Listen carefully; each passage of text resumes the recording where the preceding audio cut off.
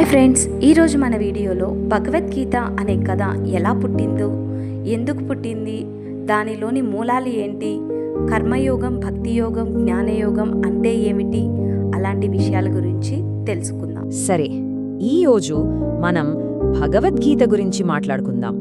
ప్రపంచంలోనే అత్యంత ముఖ్యమైన ఆధ్యాత్మిక గ్రంథాలలో ఇది ఒకటి. అసలు ఈ గీత ఎలా పుట్టింది, దాని వెనుక ఉన్న కథ ఏంటి, దాని మూలాలేంటో కొంచెం లోతుగా చూద్దాం. ఈ కథ మొదలయ్యేది చరిత్ర పుస్తకాల్లో కాదు, ఒక యోధుడి మనస్సులో, తను ఎదుర్కొన్న ఒక పెద్ద నైతిక సంఘర్షణతో. నిజానికి ఆ ఒక్క ప్రశ్నే భగవద్గీతకు పునాది వేసింది అంటే నమ్మగలరా? కథ కురుక్షేత్ర యుద్ధభూమిలో మొదలవుతుంది. అక్కడ గొప్ప వీరుడు, యువరాజు అయిన అర్జునుడు ఒక చాలా చాలా కఠినమైన నిర్ణయం తీసుకోవాల్సిన పరిస్థితిలో ఉన్నాడు. అసలు తన వాళ్లందర్నీ చంపి గెలిచే గెలుపు ఒక గెలుపేనా అని అర్జునుడు తనను తానే ప్రశ్నించుకుంటాడు. ఆ క్షణంలో అతనికి తన ప్రపంచం మొత్తం శూన్యంలా అనిపించింది. అతని ఆవేదన ఎంత తీవ్రంగా ఉందంటే అతను తన గాంధీవాన్ని కింద పడేసి నేను ఈ యుద్ధం చెయ్యలేను అని నిశ్చయించుకుంటాడు. సరిగ్గా అప్పుడే అతనికి దారి చూపించేవాడిగా రథసారథిగా ఉన్న శ్రీకృష్ణుడు రంగంలోకి దిగుతాడు. వాళ్ళిద్దరి మధ్య జరిగిన ఆ సంభాషణే అదే భగవద్గీతగా మన ముందుకొచ్చింది. ఈ గీత కేవలం అర్జునుడు సమస్యకు మాత్రమే సమాధానం చెప్పదు, మనందరి జీవితంలో ఎదురయ్యే ఎన్నో ప్రాథమిక ప్రశ్నలకు కూడా సమాధానాలు చూపిస్తుంది. అంటే ఇది సైజులో చిన్న పుస్తకమే కావచ్చు, కానీ మహాభారతం అనే ఒక పెద్ద సముద్రంలోంచి తీసిన ఒక జ్ఞానామృతం లాంటిది. గీతలో ఉన్న గొప్పతనం ఏంటంటే అది హిందూ ఫిలాసఫీలోని చాలా ముఖ్యమైన విషయాలన్నింటినీ ఒక చోటికి తీసుకొచ్చి వాటన్నింటినీ కలిపి ఒక పూర్తి రూపాన్ని మనకందిస్తుంది.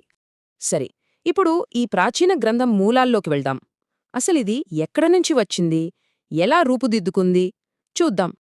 పండితులేమంటారంటే ఈ గీతను ఒక్కరోజులో ఒక్కరు కూచుని రాయలేదట. ఇది కొన్ని వందల సంవత్సరాల పాటు మెల్లమెల్లగా అనేక మార్పులు చేర్పులతో ఇప్పుడు మనం చూస్తున్న రూపానికి వచ్చిందని చెప్తారు. అంటే చూడండి, ఇది మన సంప్రదాయ నమ్మకాలకి, ఇప్పుడున్న చారిత్రక పరిశోధనలకి మధ్య ఉన్న తేడాని చాలా స్పష్టంగా చూపిస్తోంది. మరి ఇంతటి మానసిక సంఘర్షణలో ఉన్న అర్జునుడికి కృష్ణుడి ఇచ్చిన సలహా ఏంటి, ఎలా అతన్ని బయటకి తీసుకొచ్చాడు? అందుకోసం ఆయన జీవితంలో ఆచరించడానికి వీలుగా ఉండే కొన్ని ఆధ్యాత్మిక మార్గాలను, అంటే యోగాలను వివరంగా చెప్తాడు. కృష్ణుడు చెప్పినవి ముఖ్యంగా 3 మార్గాలు. మొదటిది కర్మయోగం, అంటే ఫలితం గురించి ఆలోచించకుండా మనం చేయాల్సిన పనిని నిస్వార్థంగా చేయడం. ఇక రెండోది భక్తియోగం, మనం చేసే ప్రతి పనిని భగవంతుడికి అంకితం చేస్తూ భక్తితో జీవించడమన్నమాట. మూడోది జ్ఞానయోగం, అసలైన జ్ఞానాన్ని వెతుకుతూ మన నిజస్వరూపాన్ని తెలుసుకోవడం. వినడానికి ఈ 3 వేర్వేరు దారుల్లా అనిపించినా ఇవన్నీ ఒకదానికొకటి ముడిపడి ఉంటాయి. గీతాసారమంతా వీటిలోనే ఉంది. కృష్ణుడు చెప్పిన ఈ మాటలు శతాబ్దాలు గడిచినా ఇప్పటికీ ఎంతో మందిని ప్రభావితం చేస్తూనే ఉన్నాయి. అందుకే భగవద్గీతకు ప్రపంచవ్యాప్తంగా ఎప్పటికీ నిలిచిపోయేంత గొప్ప పేరు వచ్చింది.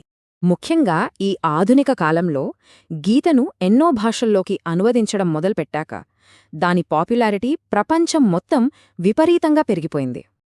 ఈ నంబర్ చూస్తేనే అర్థమవుతుంది గీతలో ఉన్న ప్రశ్నలు, వాటికి దొరికే సమాధానాలు ప్రపంచంలో ఎంతమందిని ఆకట్టుకున్నాయో కదా.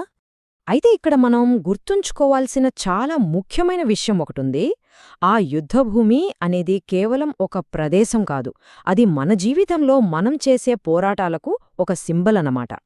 సో 1000 సంవత్సరాల క్రితం నాటి ఆ యుద్ధభూమి నిజానికి మన జీవితంలో మన రోజూ ఎదుర్కొనే నైతిక పోరాటాలకు ఒక రూపకమేనా? ఆ ప్రాచీన గీతం ఈనాటికి మన మనస్సులోని సంఘర్షణల గురించే మాట్లాడుతోందా? ఆలోచించండి. Thank you for watching.